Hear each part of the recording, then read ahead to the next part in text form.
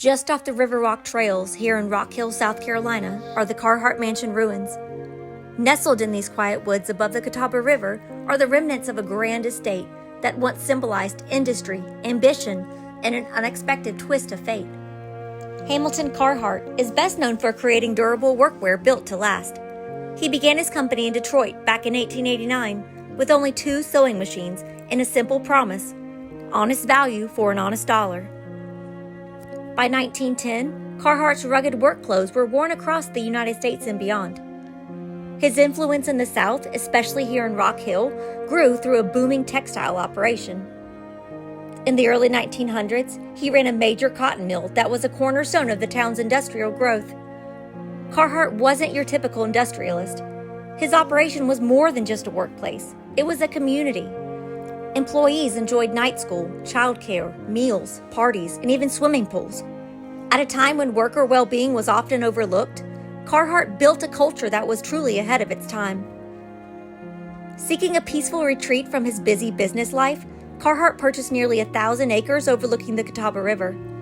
Here, he created a summer estate filled with luxury, imported Italian green tiles, windows that showcase sweeping river views, winding garden paths, a guest house, a dairy farm, a vineyard, and barns for prized Arabian horses.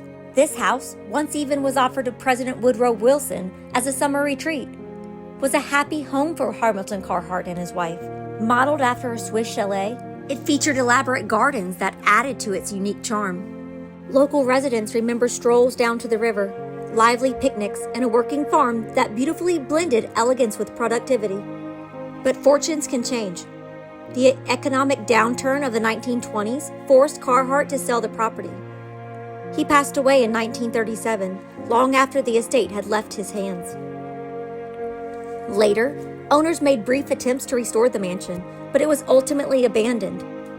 By the 1950s, the house was dismantled, leaving behind only fragments: brick foundations, weathered stone walls, towering chimneys, and occasional glimmers of those distinctive green tiles scattered among the leaves.